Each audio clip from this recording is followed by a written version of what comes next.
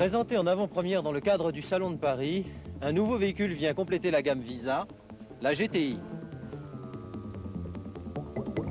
Nerveux et de tempérament, ce véhicule leader de cette gamme est commercialisé depuis janvier 85. Sa présentation extérieure souligne le caractère résolument sportif et moderne. Pare-choc avant, bouclier avec découpe incorporant les clignotants télescopiques, présence d'un spoiler agrafé, nouvelle calandre de couleur noire, double projecteur à iode de type H1. Élargisseur d'aile avant et arrière rapporté par l'intermédiaire d'agrafes sur pions soudés et de vis. Nouveau profil de bas de caisse vissé, becquet arrière vissé sur la porte de haillon, déposé sur pions soudés en sommet de lunettes. Décor adhésif personnalisé en ceinture de caisse et bas de porte. Intérieurement, la Visa GTI bénéficie de l'amélioration générale apportée à la présentation de la gamme Visa année modèle 85. Planche de bord, commande électrique à tige, clé unique, éclairage, clé de contact. Certains autres éléments caractérisent ce nouveau véhicule. Nous ne citerons que les principaux. Bloc compteur comportant 6 cadrans ronds, console centrale avec montre à affichage digital,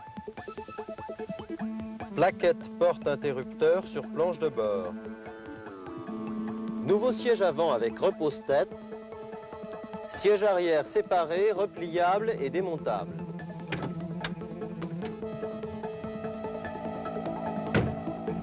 Insonorisation sous capot moteur. Cette GTI 5 portes est équipée d'un ensemble moteur-boîte performant, disposé transversalement et incliné de 30 degrés vers l'arrière. Sa puissance fiscale en France est de 8 chevaux. Nous allons maintenant passer en atelier pour vous donner plus de détails sur le plan technique.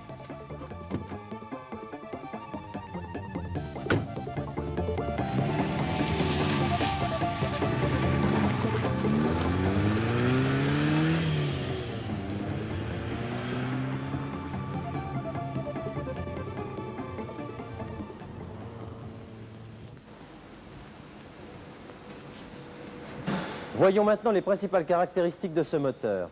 Ce moteur 4 cylindres, repère 180A, est en alliage léger. Sa cylindrée est de 1580 cm3, alésage 83 mm, course 73 mm. Le rapport volumétrique de 9,8 sur 1 développe 76 kW, soit 105 chevaux d'IN, à 6250 tours minute.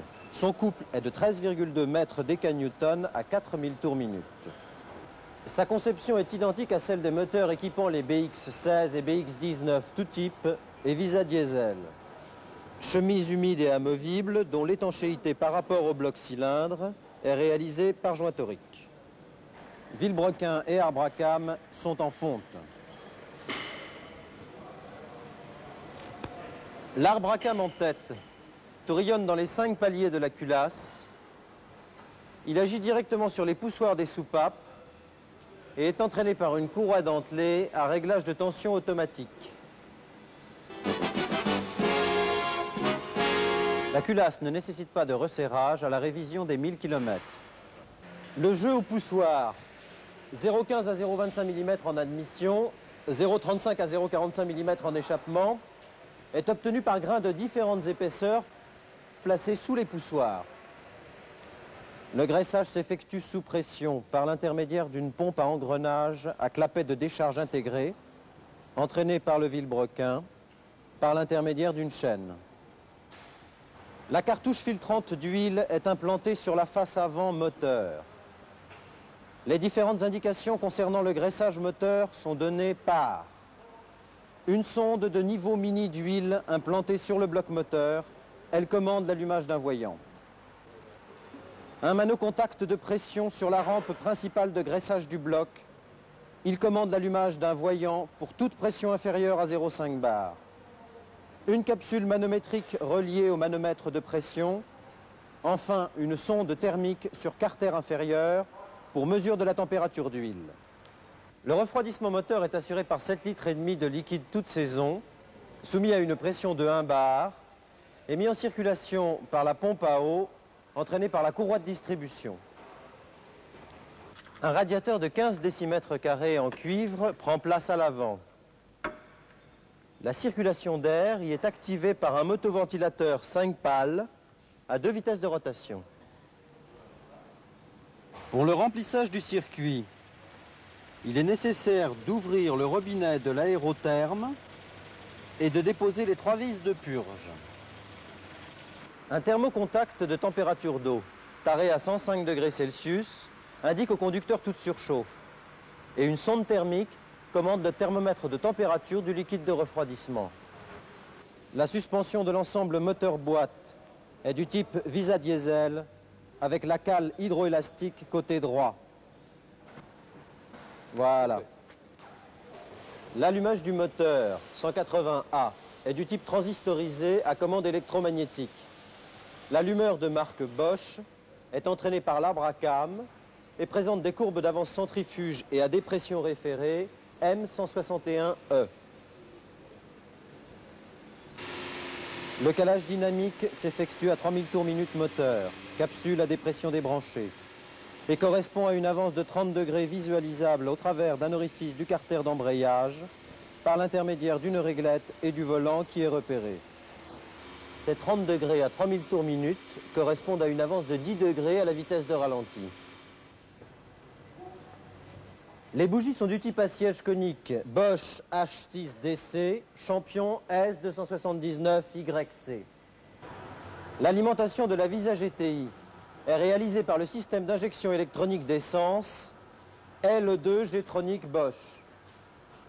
Ce système permet un ajustement très précis de la quantité de carburant nécessaire pour un débit d'air donné par une mesure très fine de ce dernier. Les différents enrichissements sont définis par le calculateur. Celui-ci augmente le temps d'excitation des injecteurs en fonction des informations reçues, température d'eau, température d'air, coup de démarreur, etc. La fonction départ à froid n'est pas réalisée par un système indépendant du calculateur, injecteur de départ à froid, thermocontact temporisé, mais intégré à ce dernier.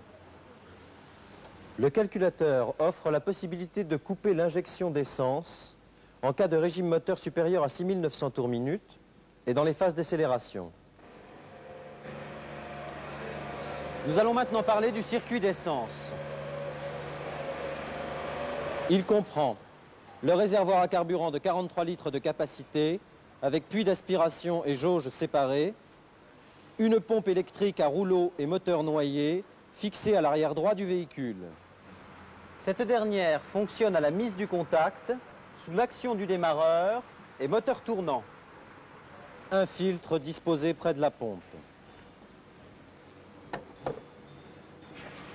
Une rampe métallique permettant l'arrivée de carburant aux injecteurs, alimentée sous tension batterie. L'étanchéité des injecteurs est réalisée par joint torique. Il débite à chaque tour moteur, soit 2 débits par cycle moteur. Le régulateur de pression, fixé en bout de rampe, délivrant une pression de 2,5 à 3 bars en fonction de la charge moteur. Nous allons maintenant regarder ce que comprend le circuit d'air. Tout d'abord, un filtre à air à cartouche mousse qui doit être échangé tous les 30 000 km. Un débitmètre qui informe le calculateur de la quantité d'air aspiré. Une sonde de température intégrée provoque la correction d'injection fonction de la température de l'air admis. La commande d'air additionnelle qui permet l'admission d'air supplémentaire durant la montée en température du moteur. Un contacteur sur axe de papillon, réglable en position, crée l'enrichissement en pleine charge moteur. La sonde de température d'eau crée l'enrichissement au départ à froid et lors de la mise en température du moteur. Le relais d'injection fixé sur la joue d'aile avant droite assure la mise sous tension des différents éléments du système, dont le calculateur, le débitmètre, les injecteurs et la pompe à essence, comme indiqué précédemment. Le calculateur 25 broches, fixé sous le siège avant droit, module le temps d'excitation des injecteurs en fonction des informations reçues, dont l'information allumage. Parlons réglage. Et tout d'abord, le réglage du contacteur sur axe de papillon. Papillon à la position repos. Desserrer les deux vis de fixation. Faire pivoter à droite le contacteur. Brancher un ohmmètre entre les bornes 18 et 2. Faire pivoter le contacteur en sens inverse jusqu'à ce que l'ohmmètre indique la continuité du circuit, soit résistance 0. Serrer les deux vis. Pour le réglage du ralenti, il faut un allumage en bon état et réglé, un filtre à air propre, un contacteur sur axe de papillon réglé, un moteur chaud. Agir sur la vis de ralenti pour amener le régime moteur entre 850 et 900 tours minute. Il est à remarquer qu'en présence d'une valeur de CO corrigée hors tolérance, il est possible d'agir, après dépose de son bouchon d'inviolabilité, sur la vis interne du débitmètre pour régler le CO, afin d'obtenir une valeur comprise entre 1 à 2%.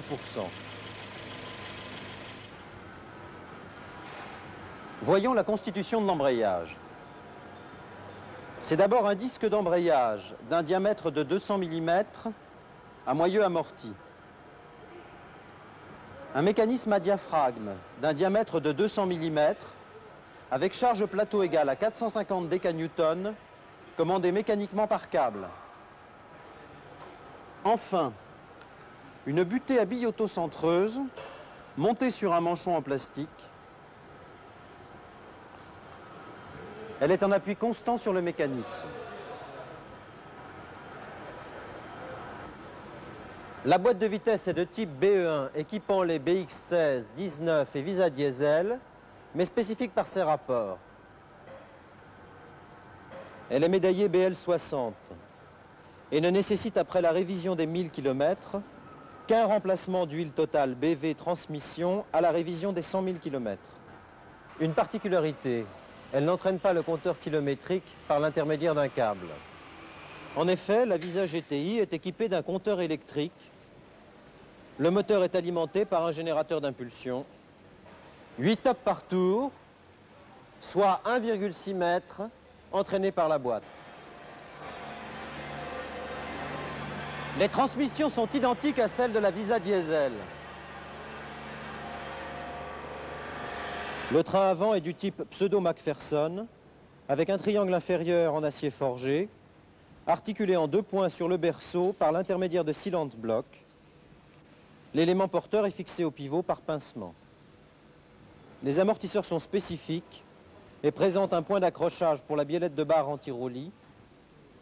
Celle-ci a un diamètre de 18 mm. Seul le parallélisme est réglable. 1 mm de pincement vers l'avant. De façon similaire à la Visa Diesel, l'essieu arrière est à roue indépendante à bras tirés. Les amortisseurs et barres anti-roulis sont spécifiques. Les ressorts sont identiques à ceux de la Visa GT. Le parallélisme arrière est réglable par déplacement longitudinal de la platine centrale support de bras, pincement 3 à 5 mm. Le carrossage de l'essieu arrière n'est pas réglable. La direction du type à pignon crémaillère est comparable à celle équipant la Visa Diesel. La Visa GTI est chaussée de pneumatiques Michelin 185/60 R13 MXV tubeless, montées sur des jantes en aluminium. La roue de secours est équipée d'un pneumatique Michelin 145 SR 13 MX tubeless, monté sur jantes tôle et prend place dans le coffre. En ce qui concerne le freinage, il est commandé par un maître-cylindre d'un diamètre de 20,6 mm par l'intermédiaire d'un système à dépression.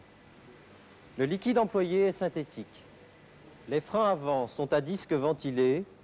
Les étriers Girling agissent sur des plaquettes Textar T250 à fil témoin d'usure.